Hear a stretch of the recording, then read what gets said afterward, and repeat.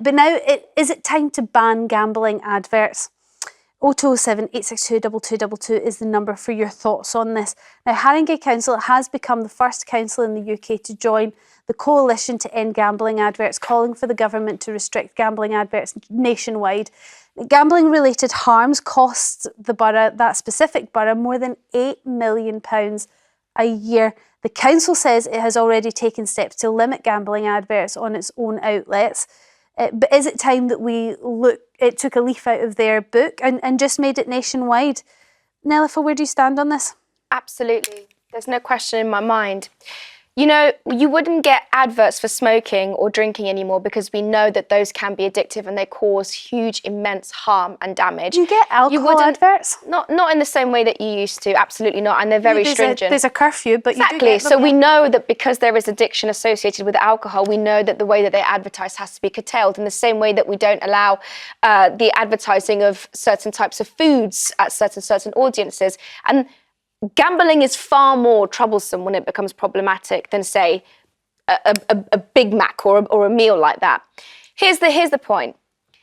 These adverts that we're talking about, I really want us to focus on the nature of them, the pernicious, deeply dividing, second-by-second way that they are designed to agitate addiction in people. What do I mean? I mean, these adverts are studied and made and designed to get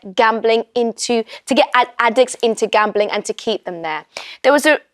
For me, the biggest problem is probably in sports, right? So you've got huge amount of gambling advertising in sports. Let's take football, for example, Storm. So from 2023 to 2024, the number of gambling ads that went out in football increased by 165%.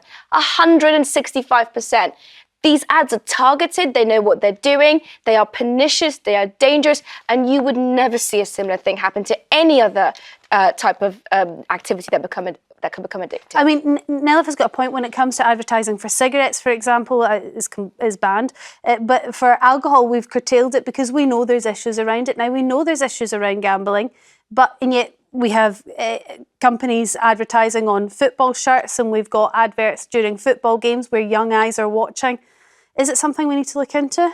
Adults have to be free to make their own choices. And I'll tell you why. For example, your cigarettes analogy is completely inaccurate and not feasible to use as a comparison, is because one cigarette is bad for you. You're going to introduce a potentially carcinogenic substance into your body. I'm not saying you shouldn't have one cigarette or you should. I'm saying that we know it is medically established nicotine. What about a drink? What alcohol is not good for you. In proportion, okay, but you will never get a doctor to say alcohol is a healthy substance. Well, can I finish the point? I listened at great length.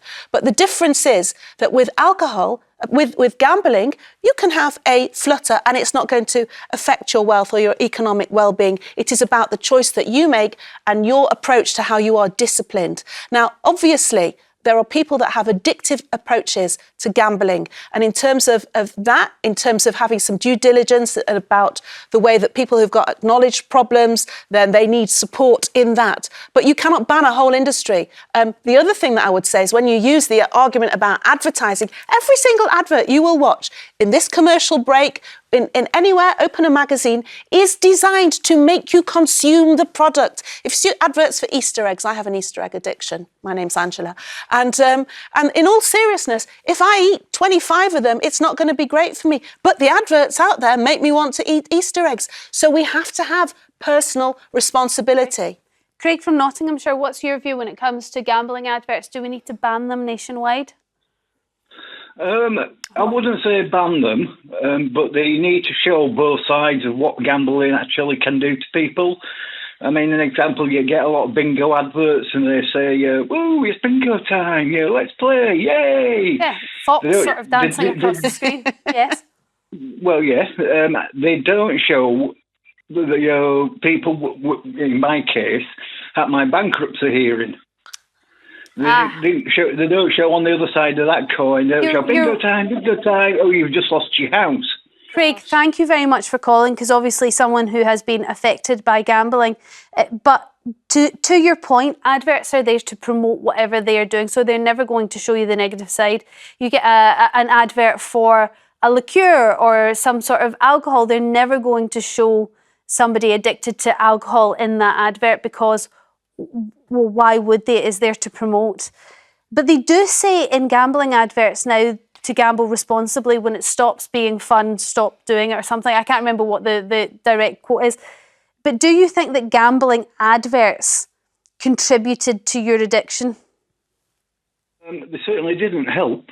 But it's in each individual case. I was fortunate. Mine was online gambling.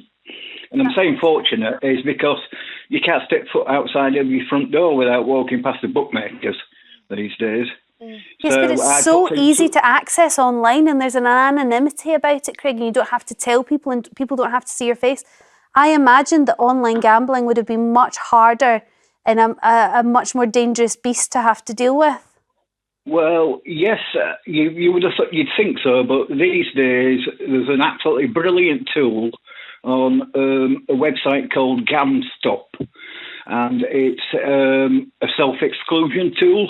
Once you're aware that you have a problem, you go on there, you can sign up, and it bans you from every gambling site on the internet. You cannot access any of them. I had no idea. And just once again, what's the name of that?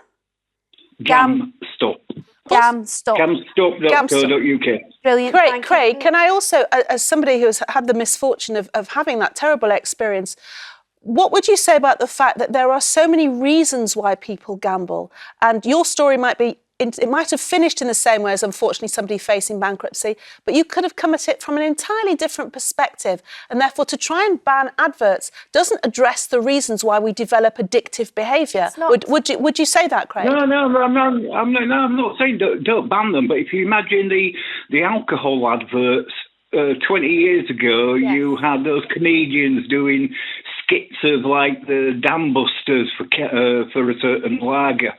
And they banned all adverts that showed people having fun. It couldn't be comical. You also couldn't get adverts which had, scantily clad women or sports cars. Yeah. They curtailed all of those things, which they don't do with gambling. Here's the other thing, and this is why, honestly, Angela, your position is really weak to me.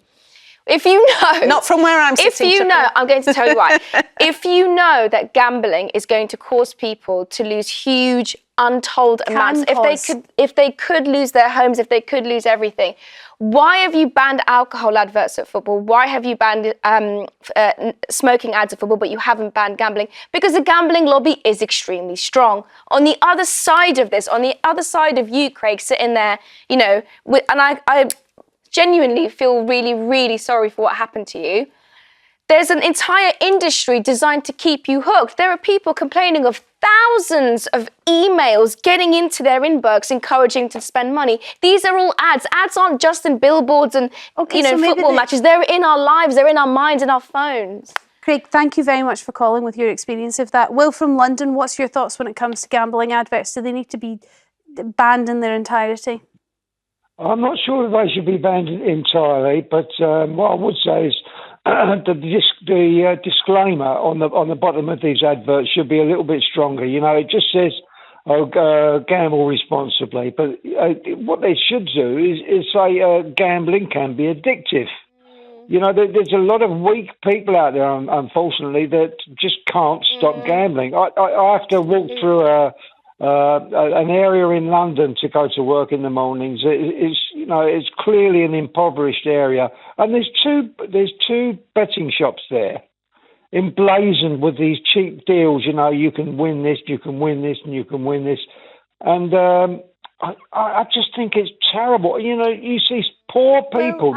You can see that they're poor, and they're wandering in and out of these betting shops. Well, I understand what you're saying, that the tagline needs to be stronger, but if you have a lack of willpower or an addictive personality, however you want to phrase that, I'm not sure a stronger tagline is even going to help to stop you, but thank you very much for your call. Ellie from Lincolnshire, what's your view on this one? I believe you've suffered with addiction yourself? I have, yes.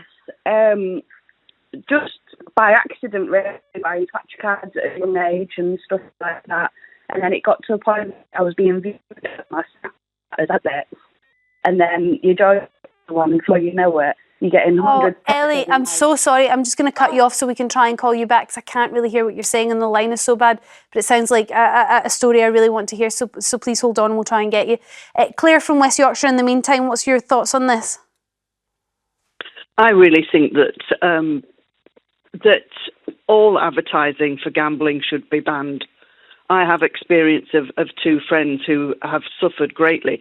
And what disturbs me about the majority of the adverts that are on the television specifically, not necessarily online, is that they seem to have a predominance of women in them being jolly and friendly, etc., which I think targets lonely people maybe, and they think that once they get onto this and then it becomes addictive.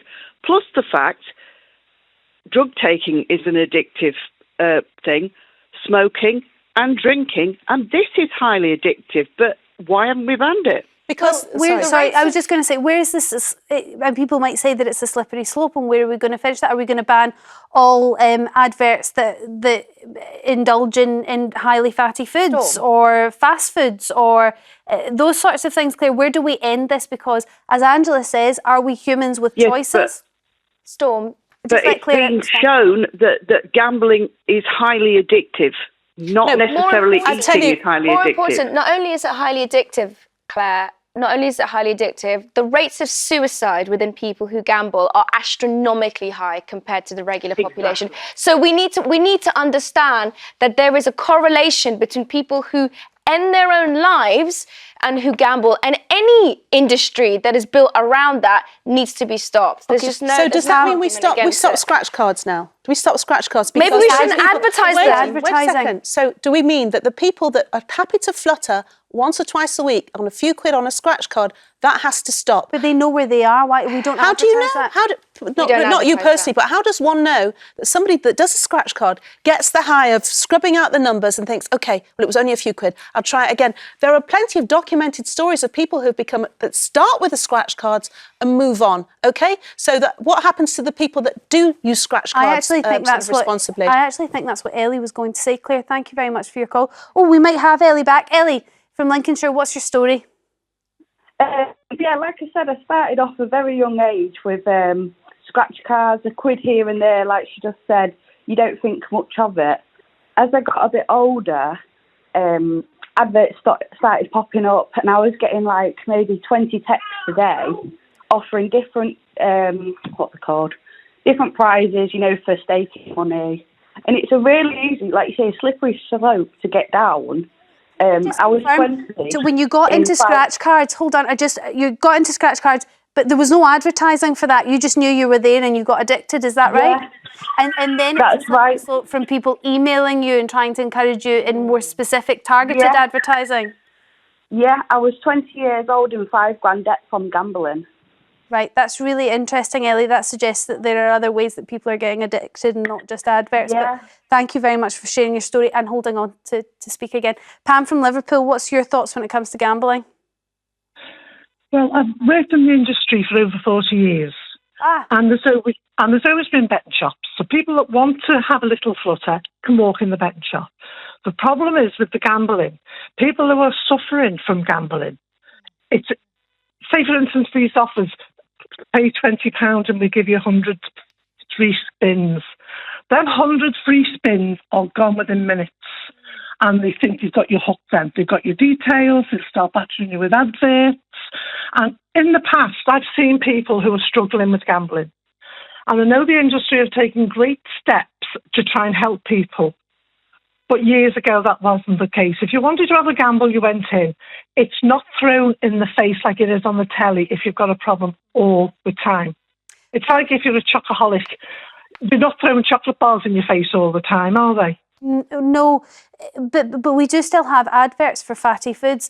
But Pam, it's interesting that you say it's the online gambling that you worry about, because we just had an earlier call, Craig, who was a gambling advert, and he was addicted to online gambling, and he's seen that as a sort of a grace because he thinks that the gambling shops on the high street are very sad and grim places.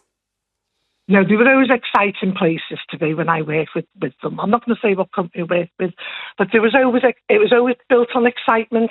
You welcomed everybody in. You know, we had lots of ladies coming in.